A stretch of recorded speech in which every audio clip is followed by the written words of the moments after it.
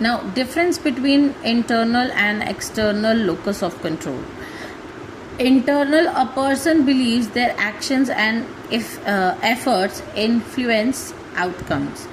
तो इंटरनल जो locus of control है उसके अंदर पर्सन ये बिलीफ रखता है कि उसके जो एक्शंस हैं और उसके करे हुए एक्शंस की वजह से ही जो है उसका आउटकम आया है।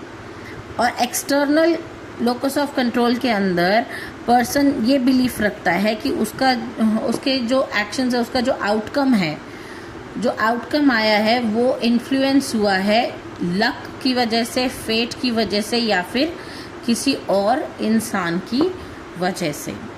Now what is stress management? Stress management means using healthy techniques to reduce and handle stress such as exercise, relaxation, time management, meditation and positive thinking।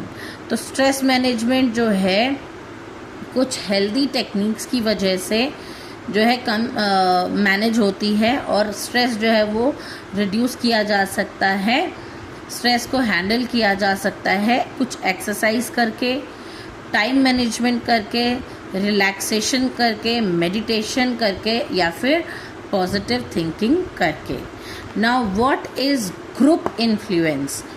Group influence क्या होता है?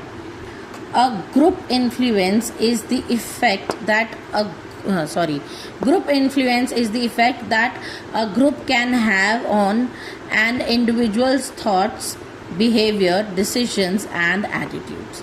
तो ग्रुप इन्फ्लुएंस क्या होता है? जब एक इंसान जो है उसके जो विचार हैं, उसके जो थॉट्स हैं, बिहेवियर है, डिसीजंस हैं और उसका जो एटीट्यूड है वो सब कुछ इन्फ्लुएंस होता है किसी एक तरीके के ग्रुप की वजह से। जिसे हम कहते हैं ना, जैसी संगत वैसी रंगत। तो एग्जैक्टली ग्रुप इन्फ्लुएंस हम उसी को कहते हैं। जब किसी इंसान की, किसी इंडिविजुअल की के थॉट्स, बिहेवियर, डिसीजन, एटीट्यूड्स में जो चेंज आता है ग्रुप के इन्फ्लुएंस की वजह से, उसे हम ग्रुप इन्फ्लुएंस कहते हैं। What is cooperation? A cooperation means working together with others to achieve a common goal through mutual support and understanding. तो कोऑपरेशन क्या होती है? जब हम बहुत सारे लोगों के साथ मिलकर के काम करते हैं एक कॉमन गोल अचीव करने के लिए, और उन सबकी म्यूचुअल सपोर्ट रहती है और अंडरस्टैंडिंग रहती है ताकि एक कॉमन गोल जो उनका है, उन सबका है, वो अचीव कर पाएँ। उसे हम कोऑपरेशन कहते हैं। What is conflict and how can it be managed? Conflict क्या होता है? कॉन्फ्लिक्ट इज अ डिसअग्रीमेंट और क्लैश बिटवीन पीपल और groups. It can be managed through communication,